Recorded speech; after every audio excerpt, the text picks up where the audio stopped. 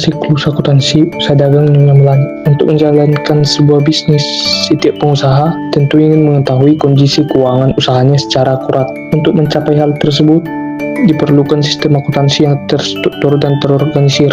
Siklus akuntansi ini merupakan serangkaian proses yang sistematis untuk mencatat, mengolah, dan menyajikan informasi keuangan usaha dagang milik Nyonya Melani. Siklus akuntansi yang pertama yaitu jurnal umum. Jurnal umum merupakan catatan transaksi keuangan yang terjadi dalam sebuah perusahaan ataupun usaha dagang. Jurnal umum ini mencatat semua transaksi yang terjadi, baik transaksi pembelian, penjualan, penerimaan kas, pengeluaran kas, maupun transaksi yang terjadi pada usaha dagang Nyonya Melani. Tujuan dari jurnal umum yaitu untuk mencatat semua transaksi. Jurnal umum berfungsi sebagai catatan awal dari semua transaksi yang terjadi dalam usaha dagang Nyonya Melani.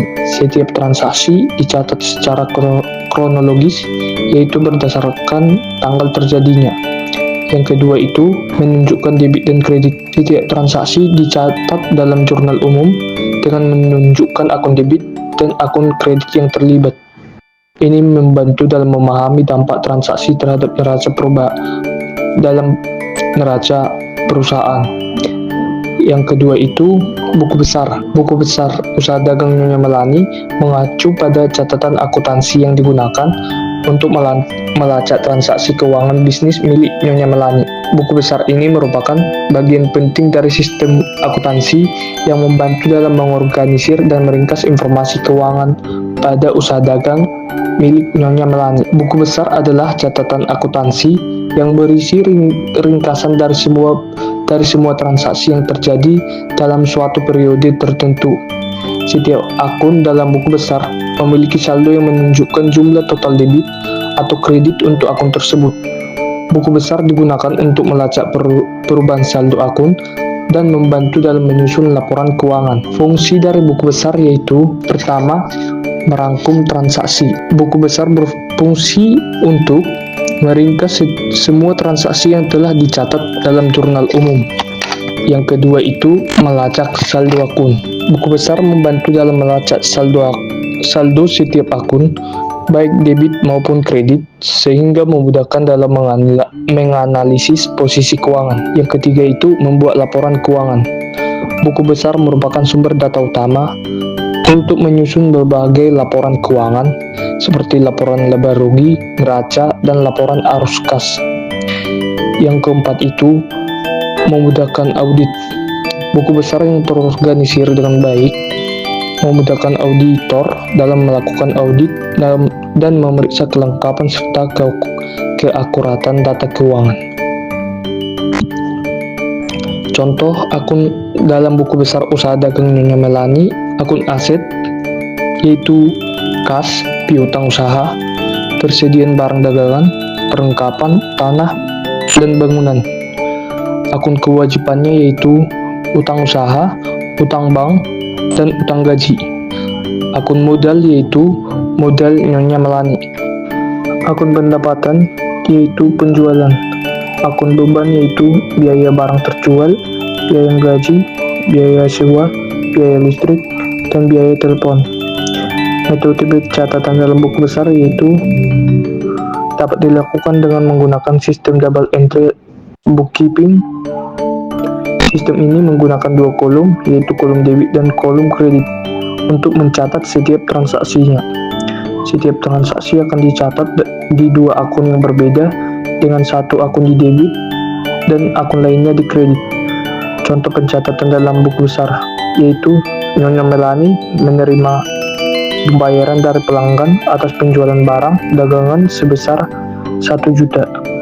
Transaksi ini akan dicatat dalam buku besar sebagai berikut. Yang pertama itu akun kas dicatat di debit sebesar 1 juta dan akun piutang usaha di kredit dicatat sebesar 1 juta. Akun pendapatan yaitu penjualan. Akun beban yaitu biaya barang terjual, biaya gaji, biaya sewa, biaya listrik, dan biaya telepon. Metode catatan dalam buku besar yaitu dapat dilakukan dengan menggunakan sistem double entry bookkeeping. Sistem ini menggunakan dua kolom, yaitu kolom debit dan kolom kredit, untuk mencatat setiap transaksinya. Setiap transaksi akan dicatat di dua akun yang berbeda, dengan satu akun di debit dan akun lainnya di kredit. Contoh pencatatan dalam buku besar yaitu Nyonya Melani menerima pembayaran dari pelanggan atas penjualan barang dagangan sebesar 1 juta. Transaksi ini akan dicatat dalam buku besar sebagai berikut. Yang pertama itu akun kas. Dicatat di debit sebesar 1 juta, dan akun piutang usaha di kredit dicatat sebesar 1 juta.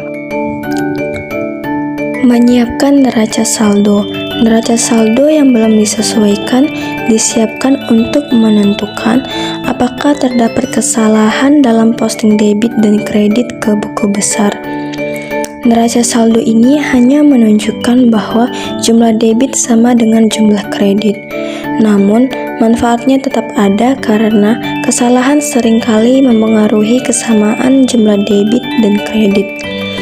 Jika jumlah kedua saldo dalam neraca saldo ini tidak sama, maka telah terjadi kesalahan yang harus ditemukan dan dikoreksi. Selanjutnya yaitu jurnal penyesuaian. Jurnal penyesuaian adalah jurnal yang dibuat pada akhir periode untuk menyesuaikan saldo-saldo perkiraan atau akun sehingga menunjukkan keadaan sebenarnya sebelum penyusunan laporan keuangan. Jurnal penyesuaian ini biasanya dibuat pada akhir periode akuntansi untuk melengkapi laporan keuangan yang memerlukan perubahan dan pemutahiran. Dalam buku pengantar akuntansi, kertas kerja adalah dokumen berbentuk kolom yang berfungsi sebagai alat penyusunan laporan keuangan. Kertas kerja yang berisi beberapa kolom untuk mencatat transaksi keuangan secara manual. Kertas kerja memiliki fungsi utama untuk memudahkan dalam pembuatan laporan keuangan. Selain itu, kertas kerja memiliki beberapa fungsi lain diantaranya. 1. Mengurangi kesalahan sebelum membuat laporan keuangan perusahaan. Yang kedua, bermanfaat meringkas data keuangan yang sangat banyak. Adapun dengan laporan keuangan adalah dokumen penting yang berisi catatan keuangan perusahaan baik transaksi maupun kas.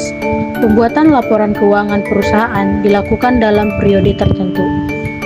Biasanya perusahaan membuat laporan keuangan ketika periode akuntansi perusahaan mereka memasuki akhir. Fungsi utama dari membuat laporan keuangan adalah menyajikan informasi keuangan secara sistematis dan struktur tentang kinerja keuangan suatu entitas.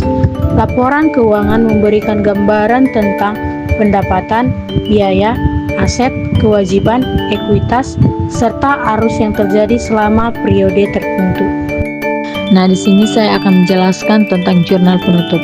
Jurnal penutup di perusahaan dagang adalah jurnal yang digunakan untuk menutup akun-akun sementara pada akhir periode akuntansi, agar buku besar siap untuk periode berikutnya.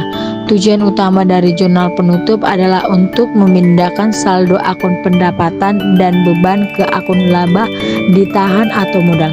Selama periode akuntansi, akun-akun pendapatan dan beban mencatat transaksi yang berhubungan dengan aktivitas operasional perusahaan. Pada akhir periode, akun-akun tersebut harus ditutup untuk menghitung laba atau rugi perusahaan selama periode berikutnya. Proses ini dimulai dengan menutup akun pendapatan dengan cara mengkreditkan akun pendapatan dan mendebitkan akun laba, ditahan atau modal. Selanjutnya, akun beban ditutup dengan mendebitkan akun beban dan mengkreditkan akun laba, ditahan atau modal. Setelah itu, modal laba atau rugi akan dipindahkan ke akun laba, ditahan atau modal dengan jurnal penutup. Perusahaan dapat memastikan bahwa saldo akun pendapatan dan beban untuk periode berikutnya dimulai dengan angka 0.